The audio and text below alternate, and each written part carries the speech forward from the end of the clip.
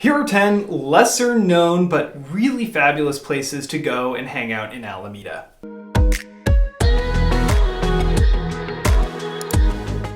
Hey, welcome back to the channel. This is Hans with the Gunderman Group, joined by my wife Kristin. We're with Keller Williams Luxury, and we're excited to bring you another video of our list of 10 secret and in some cases not so secret spots, but things you should absolutely know about if you're thinking about moving here to Alameda. Now, if you do live here already, don't go blow us up in the comment section because you know these. This video is made for people who aren't as familiar with Alameda. Though I hope we can add to your list of favorite spots or things you like to do. So if we missed one, make sure you throw that down in the comments. So Hans and I have lived in Alameda for over 10 years. We love it here. And these are all places that we didn't know about in the first few years of living here, but we've discovered along the way, some of them many years ago, and we keep going back, and other things that we've discovered more recently. So certainly some hidden gems in Alameda that we're really excited to share with you. As always, if you like the content that we're putting out, make sure to like and subscribe to the channel so you don't miss anything we put out in the future. So even though Alameda is only about 10 square miles of the main island, there are some little pockets and some hidden gems. So here we go, deep dive into this list. The first one, anyone who's ever lived on the East End will attest, Encinal Market is the place to shop. It's got a great beer and wine selection, awesome produce, and a butcher, plus a ton of SKUs that you need. I mean, we used to live half a block away, and we would hustle over there mid-cook to go grab some produce if we were low or out of something, and be back in time to finish sauteing that onion. So, Encinal Market leads our list of number one thing that you need to know about if you're thinking about moving to Alameda. Yep, love Encinal Market. On that theme, Encinal Yacht Club is coming in at number 2. Encinal Yacht Club is a yacht club that was originally on the south shore of the island many years ago and is now on the estuary on the north shore. So it's a wonderful gathering place. You'll find that many people in town are members, some very long-time members of Encinal Yacht Club. And many people love it because of, number one, its view of the estuary and of downtown Oakland is second to none. And then also it's a really wonderful community gathering space with junior sailing programs in the summer that end up drawing a ton of families to the area. There's also a lap pool there that a ton of kids love to swim in the summer. So it's just always a place where there's some bustle and some things going on. There's a restaurant and bar upstairs as well that you won't want to miss. Yeah, we're members, and I will tell you, you don't have to own a boat and you don't have to break the bank to get in there. It's a relatively affordable social club, and a lot of people go there on a regular basis, so it's a great place to meet people as well. Flipping gears here a little bit, third thing on our list is the Pottery Barn outlet. There are a ton of great deals. We've bought couches and art and just decor. You name it, they have it up there. They're constantly flipping over inventory. And if you're a bargain hunter looking to fill out your new home or your space, that's a place you definitely want to go check out. We have scored deals on, 70, 80% off of couches and you name it. Pro tip though, you want to make sure you follow their Instagram account. We'll link to that below because they're always posting when they're having sales and when inventory is coming in. So if you follow them on Instagram, you can hustle over there and get the good stuff before everyone else does. Close by to the Pottery Barn outlet is the USS Hornet, which draws a lot of people to Alameda. One of the lesser known things though is that if you walk out just past the Hornet at the very end of that pier, there are a couple of picnic benches. And this is a really wonderful place to grab some takeout and go sit there and enjoy the view. The sunsets over the San Francisco skyline and the Bay Bridge are second to none. So go check that out. You'll park near the Hornet and then walk all the way out the pier, and that's where you'll find it.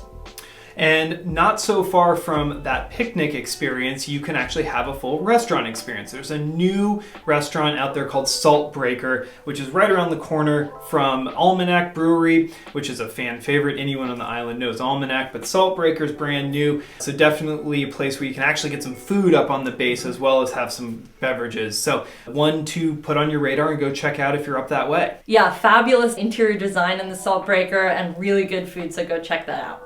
While we're on the topic of food, next on our list is Island Savoy, which is at the corner of Bay Street and Lincoln on the main island. More of a recent addition, it's not terribly old, but it's a wonderful market where you can get some of the little things that you might have forgotten to make for dinner. Lots of snacks, there's a full coffee bar in there as well as a deli sandwich shop. So you can pick up sandwiches maybe on your way out to the Hornet or elsewhere to go enjoy lunch.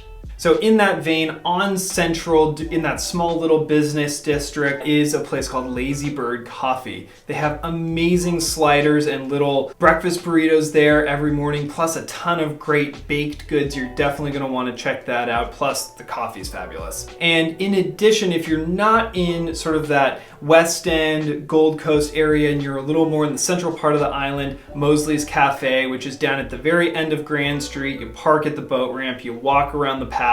It's out on a pier, so you're literally in the estuary while you're enjoying your coffee and your morning snacks. So that's a really fun place to go read the paper, read a book in the morning, and obviously get breakfast as well. So after you've gone to Lazybird and Island Savoy and you've checked out Mosley's and the day is wearing on, then it's time to go to Forbidden Island. This is an Alameda favorite for those who have been.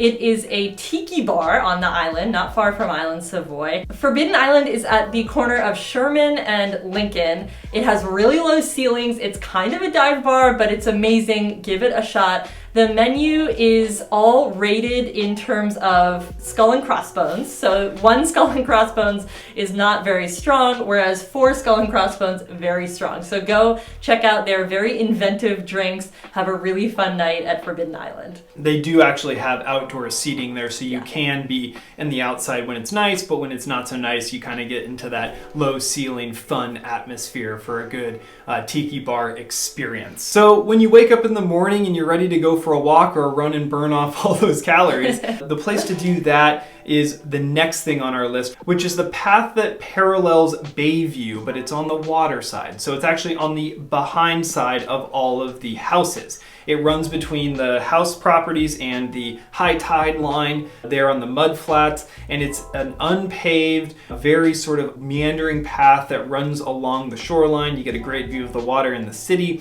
and it is public access dawn to dusk. So if you're coming down shoreline towards Broadway, rather than taking the turn and going up Broadway, you can veer off to the left and just take a little nature trail there. It's not very long, but it is a nice little path that you absolutely need to check out. Yeah, beautiful views of the water in there. Just such a hidden gem. Last thing on the list is if you were to continue with that trail, you arrive at the Bay Farm Bridge and you can go over the pedestrian bridge, take a right, and you'll end up on the path in front of Bay Farm. Now, granted, a lot of Alamedans know about this path already, but this is one of our favorite places to take a walk or take a weekly run over on the Bay Farm path. It's fully paved and getting a big improvement right now with the paving, so it's going to be nice and smooth. People use that all the time to commute out to the ferry on Bay Farm by bike, so it's certainly a biking, walking path. Walk their dogs, enjoy coffee, sit on one of the picnic benches and take in the view. The view is very expansive. You'll see views not only of Alameda's main island, but also of the Oakland skyline, the Oakland Hills, and of course the San Francisco skyline as well. So certainly something you won't want to miss. And that path actually goes the entire loop around Bay Farm. So if you want more of a loop experience, you can definitely get that. And like she said, it connects back to the main island, so you can go on and off pretty easily via the pedestrian bridge. So that rounds out our list. Did we miss anything? Is there something we should do a part 2 on? Make sure you throw that down in the comments. And if you're thinking about making a move to Alameda and want to take a deeper dive into the neighborhoods and what to do and what to drink and what to eat, down in the description of the video is our relocation guide, which we have created to answer all those questions for you. So make sure you go check that out and download your copy below. And if we can ever be of assistance, we'd love to be your real estate guide of choice. Our contact information is down at the bottom of the description as well. We look forward to seeing you on the next one.